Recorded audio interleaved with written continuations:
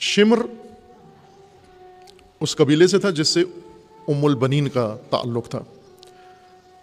امیر المومنین علیہ السلام کی زوجہ جن سے حضرت عباس علمدار پیدا ہوئے، شمر اسی قبیلے سے تھا. قبائلی تعصب عربوں میں بہت شدید تھا، اور شمر نے عبید اللہ ابن زیاد سے اور عمر سعد سے، کوفہ سے عبید اللہ سے یہ امان نامہ لے کر آیا تھا.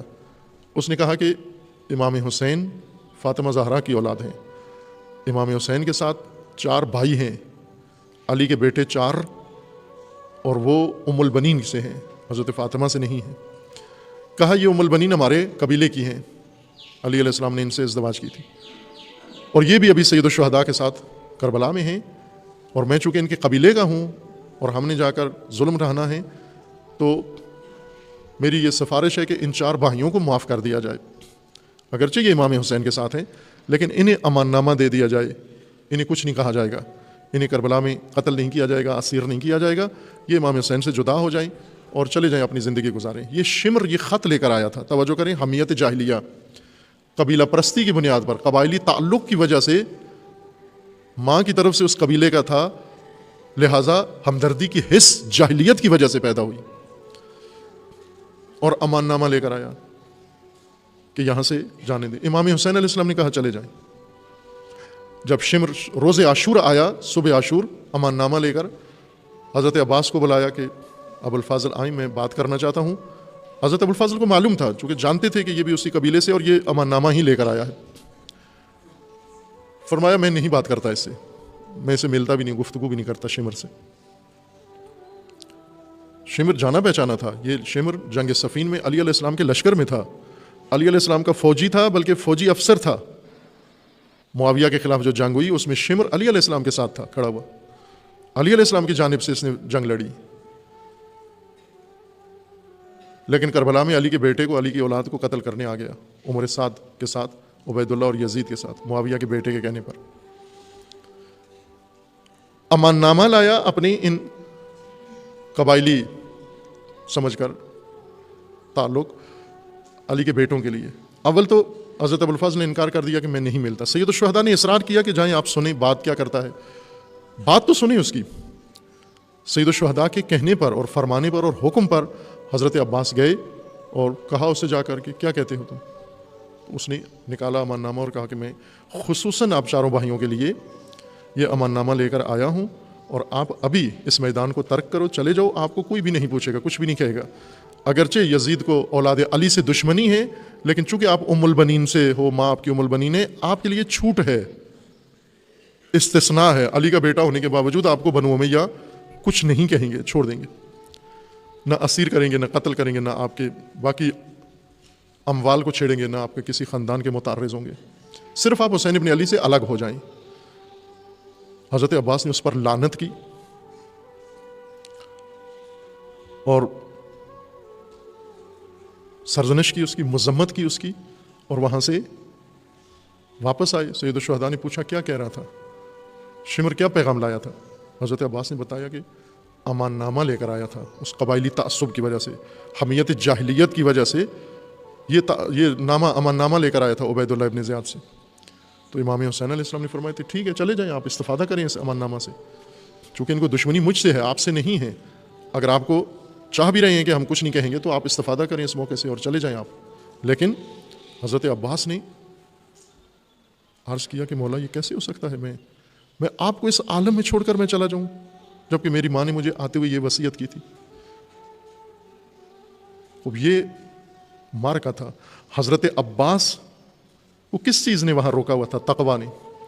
امان نامہ تو تھا، چھٹی تو تھی، دشمن کہہ رہا تھا کہ آپ کو کچھ نہیں کہیں گے. تقویٰ تھا جس نے قائم رکھا. ہم کسی مجوز سے ٹلتے ہیں آج، کسی ظالم سے ملے، طاغوت سے ملے، کسی حکومت سے ملے، کسی بھی گمراہ فرقے میں ملے، کسی جگہ ویزا ملے، کچھ بھی ٹلتا ہے مومن. دھتکارتا ہے امان نامہ. ویزے امان نامہ ہے نا، امریکہ کے ویزے امان نامہ ہیں. کتنے لوگ ہیں جنہوں نے پناہ لے لیا جا کر دوسرے ملکوں میں، امریکہ میں پناہ لے لیا، پاکستان میں ناامن ہے، ہماری جان کو خطرہ ہے، ہمارے مال کو خطرہ ہے، ہمیں پناہ دو. امریکہ نے کہا ادھر آ جاؤ، ہمارے ملک میں رہو. یہ امان نامہ ہے نا. یہ اب ادھر ہی حضرت عباس کا علم نکالتے ہیں امان نامہ امریکہ کا لے کر کہ پاکستان میں ان کی جان کو خطرہ ہے اور تحفظ امریکہ میں جا لیا ہے. یہی امان نامہ ہے؟ نہیں, یہ امان نامہ عباس کے عزادار نے قبول کر لیا ہے, پناہ لے لی. یہاں پڑوس میں دھماکہ ہوا, اس نے جا کر پناہ لے لی.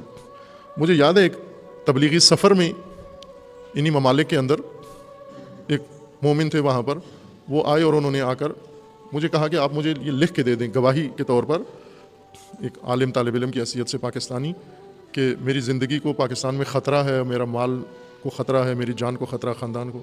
تو میں نے کہا آپ کو کیا خطرہ ہے بتائیں, مجھے تو معلوم نہیں. تو کہا کہ سر فلاں ہوا فلاں ہوا. تو میں نے کہا آپ کا تو کچھ بھی نہیں ہوا, آپ کی تو دکان بھی سالم ہے, نہ کسی نے دکان جلائی ہے, نہ آپ پر کسی نے حملہ کیا ہے, کوئی آپ کے خاندان میں کوئی مقتول شہید ہے کسی دھماکے میں کسی جگہ پر مار دیا ہو؟ نہیں ہے. کہا جب پھر خود کہنے لگے کہ میں سچی بات بتاتا ہوں کہ جب ایک سہولت انہوں نے دی ہے, پاکستان میں شیعہ متاثرین ہیں اور ان کو ان ممالک نے ایک سہولت دی ہے, تو ہم کیوں نہ اس سے فائدہ اٹھائیں؟ آپ علماء ہیں, آپ کو چاہیے اپنی ساری قوم کو محفوظ بنائیں, ادھر بھیجیں, لکھ کے دیں. میں نے کہا دیکھو جب جھوٹ بول کے یہاں پناہ لوگے, جب آپ کی جان مال کو کوئی خطرہ نہیں, وہی ہے جو سب شیعہ پاکستان میں سب کی جان مال کو خطرہ ہے, جتنا خطرہ ان کو ہے وہ سارا آپ کو بھی ہے. اگر ساری شیعہ قوم اٹھ کے ان ممالک کے اندر آ جائے, یہ کیسا لگے گا ہمیں؟ ہم امان نامہ قبول کریں. یہ سبق کربلا سے نہیں پڑھا, یہ کسی کرائے کے رینٹل کسی خطیب نے بتا دیا ہمیں کہ اس طرح بھی ہو سکتا ہے, امان نامے بھی لیے جا سکتے ہیں, انہی ستمگروں کی طرف سے امان نامے لیے جا سکتے ہیں.